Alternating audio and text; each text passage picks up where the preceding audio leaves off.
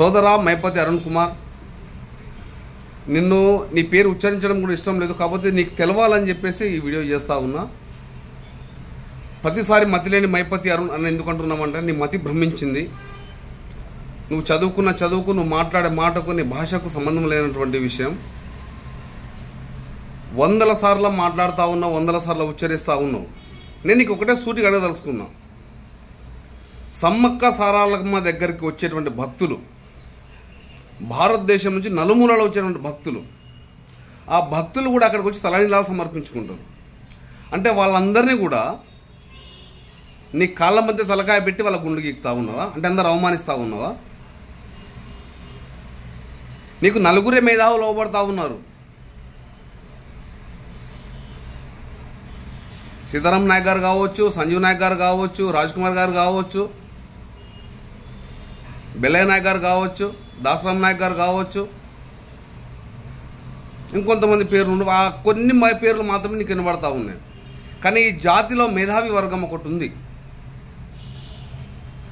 కాకతీయ యూనివర్సిటీలో, ఉస్మానియా యూనివర్సిటీలో, శాతవాహన యూనివర్సిటీలో ఎంతోమంది విద్యార్థులు, పిహెచ్డి చేసినటువంటి మేధావులు, చరిత్ర పరిశోధకులు ఇలా మా జాతిలో ఉన్నారు. కానీ నీ లెక్క విజ్ఞానాన్ని తుంగలో తొక్కి అవిజ్ఞానపు మాటలు మాట్లాడరు. ఏం తమాషాగా ఉందా నీకేమన్నా? నీకు అవబడే 4 పేర్లని చెప్పుకొని మొత్తం జాతి ఇది జాతి ఇది అంటారు. నీకు తెలవని జాతి మేధావులు మా జాతిలో కొల్లలు ఉన్నారు. అర్థమవుతా ఉందా? ఒక్క విద్యార్థి నేతతోటి నువ్వు తట్టుకోలేవు. ఒక్క విద్యార్థి నేతతోటి నువ్వు డిబేట్లో కూర్చోలేవు. ఇలా మా ఆడబిడ్డలను అవమానిస్తూ ఉన్నావు. నీకేం తెలుసు మా జాతి పరిస్థితులు? ఇలా మా జాతి జీవన విధానం నీకేం తెలుసు? ఇలా మా జాతి పడే కష్టాలు నీకేం తెలుసు? పట్టణాలలో ఉన్న 10 మంది ఉద్యోగులను చూసుకొని కాదు, పట్టణాలలో ఉన్న 90% పేదరికాన్ని కూడగొట్టుకొని రోడ్ల మీద కూలీలుగా, హమాలీలుగా, ఆటో డ్రైవర్లుగా, యాచకులుగా సిగ్గు విడుచుకొని మరి చెప్తా ఉన్నా. ఎంతోమంది తల్లులు ఇవాళ అవసరమైతే ఒళ్ళమ్ముకొని వాళ్ళ బిడ్డల్ని చదివించుకునే పరిస్థితిలో ఇలా మా జాతి ఉంది. ఇలా బిడ్డలు అమ్ముకొని జీవనం గడిపే పరిస్థితిలో మా జాతి ఉంది. పిల్లలు ఉన్నత స్థాయి చదువుతే ఎదుగుతారేమోనని చెప్పేసి ఆ రైతు పెట్టుబడి కోసం వరంగల్ అడ్డాల మీద కావచ్చు, హైదరాబాద్ అడ్డాల మీద కావచ్చు, ఇవాళ తెలంగాణ రాష్ట్రంలో ఎక్కడ ఉన్నటువంటి లేబర్ అడ్డాల మీద మోరీల పక్కన కూర్చొని వాళ్ళ ఆకలి తీర్చుకొని అడ్డా మీద కూలీలు చేసుకోపోయి వాళ్ళు పంట పండించి ఇలా ఈ దేశానికి అన్నం పెట్టేటువంటి పరిస్థితి ఇలా మా లంబాడి జాతిలో ఉంది. నీ కళ్ళకి అది అవ్వట్లేదా? నువ్వు ఏం మాట్లాడుతూ ఉన్నావు? ఏం తెలుస్తూ ఉన్నది? ఎంతమందికి అందరినీ మేధావులందరి తల్లని కాళ్ళ సందులో పెడతావా? మేమేం పెడతాం తెలుసా? తెలుసు కదా నీకు. గెరిల్లా దళం పుట్టింది మా కాడ నుంచి, నీ దగ్గర నుంచి కాదు. గుర్తుపెట్టుకో. జాతి చరిత్ర తెలిస్తే మాట్లాడు, తెలవకుంటే మాట్లాడకు. 2 సార్లు నువ్వు పోటీ చేస్తే కనీసం డిపాజిట్లు రాలే. నీ వాళ్ళే నీకు ఓట్లేరని చీదరించుకున్నారు. ఒక్కసారి నీ ఓటర్ లిస్టు చూసుకో, నీ పోలింగ్ బూత్ల లిస్టు చూసుకో, నీ పరిస్థితి ఏందో చూసుకో. ఈశ్వరుడు నోరిచ్చింది కదా అని ఇష్టం వచ్చినట్టు మాట్లాడితే నాలుక చీరేస్తాం. జాగ్రత్త. నువ్వు విమర్శకు ప్రతి విమర్శ చేయి, తప్పులేదు.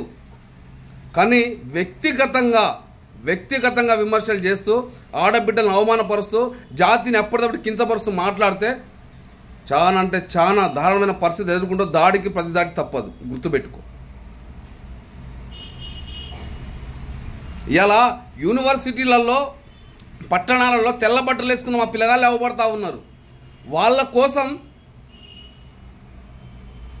ఇలా ఒక పూట తిని ఒక పూట పస్తులున్నగా వ్యవసాయం చేసే తల్లికి తెలుసు, కూలీ చేసే తండ్రికి తెలుసు, యాచించే బిడ్డకు తెలుసు, పిల్లలు నమ్ముకునే బతుకులకు తెలుసు.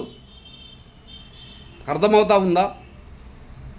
ఈశ్వరుడు నోరిచ్చింది కదా అని ఇష్టం వచ్చినట్టు మాట్లాడితే మళ్ళీ చెప్తా ఉన్న నాలుకే చీరేస్తాం. ఒక్కసారి మా బతుకులు వెనక తిరిగి చూడు, మా జీవన విధానాన్ని చూడు, మేము ఎక్కడెక్కడ జీవనం గడుపుతాను చూడు. పట్టణాలలో ఉన్నామంటే పట్టణాలలో యాచకులు కంటే అధ్వానంగా బతుకుతా ఉన్నాం. నీకు తెలుసా ఇదంతా? నీకేం అర్థమవుతుంది? ఏదో ఏజెన్సీ ప్రాంతంలో మారుమూల గ్రామాల్లో ఉంటే కదా నీకు తెలిసేది. నువ్వు నువ్వు పట్టణాలకు వచ్చి చూడు మా పరిస్థితులు ఎట్లా ఉన్నాయో, అడ్డా మీదకి వచ్చి చూడు మా పరిస్థితులు ఎట్లా ఉన్నాయో. ఇలా మా పిల్లలు ఎంతమంది ఆత్మహత్యలు చేసుకుంటున్నారు చూడు. ఇలా మా జీవితాలు ఎంత దారుణంగా ఉన్నాయో చూడు, రోడ్ల మీద మా పరిస్థితులు ఎట్లున్నాయో చూడు. ఏది తెలవకుండా నోటికి వచ్చినట్టు మాట్లాడతా, నలుగురిని పెట్టుకొని మీరు అంతా గెలిచిరంటే 10ల సంఖ్య 2 అక్షరాల అంకె కూడా దాటినటువంటి మా ఏఎస్లు ఐపీఎస్లు ఉన్నారు. 2 అంకెల సంఖ్యలు దాటిన వాళ్ళు కూడా మా వాళ్ళు ఇలా ఉద్యోగులు ఉన్నారు. ఇవాళ మేము ఎక్కడ ఉన్నాం? బాసర నుంచి భద్రాచలం వరకు ఉన్నటువంటి ఏజెన్సీ ప్రాంతాలలో స్థానిక ఉద్యోగాలు ఎవరికి ఉన్నాయి? అక్కడ ఉద్యోగం చేస్తుంది ఎవరు? అక్కడ నుంచి వలస వచ్చి బతుకుతున్నది ఎవరు? ఇది తెలవాలి కదా నీకు. ఇలా స్థానిక ఉద్యోగాలు మీకున్నాయా మాకున్నాయా? ఇలా గోదావరి పరివాహక ప్రాంతంలో భూములను అమ్ముకొని, అగ్ర కులాలకు భూములు అమ్ముకొని తాకట్టు పెట్టి పరాయోని తీసుకొచ్చి ఈ రాష్ట్రంలో పెట్టింది మీరా మేమా? ఎంతమందిని చూపెట్టాలి? ఎన్ని ఎకరాలు చూపెట్టాలి? ఇలా ఎన్ని చట్టాలను తుంగలో దొక్కిర్రు? ఇలా ఎవరెవరు వచ్చిర్రు ఇక్కడికి? వాళ్ళకి ఎవరు ఆశ్రయం ఇచ్చిర్రు? ఇవన్నీ కూడా తెలుసుకొని మాట్లాడు. నీ లెక్క విచక్షణ కోల్పోయి మేము మాట్లాడాలనుకుంటే, 1-2 నిమిషాలు మాకేం పట్టదు అనుకుంటే చర్యకు ప్రతి చర్య ఉంటుంది. మాట్లాడే ముందు మాటలు జాగ్రత్తగా. ఆడపిల్లలు ఉంటారు, ఆడబిడ్డలు ఉన్నారు. నిన్ను కన్నదమ్మే, మమ్మల్ని కన్నదమ్మే. నీ జాతిలో ఉన్నది ఆడబిడ్డ, నా జాతిలో ఉన్నది ఆడబిడ్డే. ఇలా ఆడబిడ్డల్ని అవమానించి వాళ్ళ గుండ్లు కొడతాము, వాళ్ళ కిందులు చేస్తాము, సంవత్సరానికి ఎంతమంది పిల్లలు కంటారు అని చెప్పేసి నువ్వు మాట్లాడితే, ఆ సంవత్సరానికి ఎంతమంది పిల్లలు కంటారో తెలుసు. ఎందుకంటే తెలంగాణ రైతాంగ సాయుధ పోరాటంలో చాకలి ఐలమ్మ కంటే కూడా ఉధృతమైన పోరాటం చేసిన ఘనత మా లంబాడి బిడ్డ రమణిబాయికి ఉంది, మా లంబాడి బిడ్డ మంగ్లికి ఉంది. అర్థమవుతా ఉందా? మేమందరిని అమ్మ అని అంటాం, అక్క అని అంటాం. మీ లెక్క నోరు జారి మాట్లాడడం. ఇంకొకసారి ఆడపిల్లల మీద ఏదైనా నోరు జారి మాట్లాడితే ఖబర్దార్ చెప్తా ఉన్నాం. చర్యకు ప్రతి చర్య తప్పదు. ఇది గుర్తుపెట్టుకో మైపతి అరుణ్ బాబు. అర్థమవుతుందా? అందుకని అంట నిన్ను మతి లేని మైపతి అరుణ్ అని. నీ మతి భ్రమించింది, నీ విజ్ఞానం దొబ్బింది. అర్థమవుతా ఉందా? సంస్కారవంతంగా మాట్లాడు. ప్రజాస్వామ్య దేశంలో ఉన్నాం, పార్లమెంటరీ భాష మాట్లాడు. నీకు అన్యాయం దొరికితే అన్యాయం మీద గళమెత్తు, నీకు ఆ హక్కు ఉంది. నువ్వు నష్టపోతే ఆ నష్టం మీద మాట్లాడు, నీకు ఆ హక్కు ఉంది. కానీ వ్యక్తిగత విమర్శలు చేయడం కానీ, ఆడబిడ్డలను దూషించడం కానీ ఇటువంటివి చేస్తే మరొక మారి చెప్తా ఉన్నాం, నాలిక చీరేస్తాం. గుర్తుపెట్టుకుని ఉండు. ఖబర్దార్ మీకు చెప్పేది. మీ ఉద్యమాలు మీరు చేసుకుంటే మా ఉద్యమాలు మేము చేసుకుంటాం. అంతిమంగా సుప్రీం ఇచ్చేటువంటి తీర్పుకు లోబడి ఉందాం. రాజ్యాంగబద్ధంగా ఫైట్ చేసుకుందాం, రాజ్యాంగానికి లోబడి ఫైట్ చేసుకుందాం. దేశ సార్వభౌమత్వాన్ని కాపాడేందుకు ఇలా గిరిజన తెగలు మాత్రమే ఉన్నాము. అది గుర్తుపెట్టుకో. ఇలా మనం మాత్రమే ఉన్నాము ఈ దేశ సార్వభౌమత్వాన్ని కాపాడేందుకు. ఎవరు లేరు. ఇలా మనలో మనం కొట్టుకుంటే, మనలో మనం తిట్టుకుంటే రేపు మన మీద పెత్తనం చేయడానికి ఎవడెవడో వస్తాడు. గుర్తుపెట్టుకో. అర్థమవుతా ఉందా? జాగ్రత్త.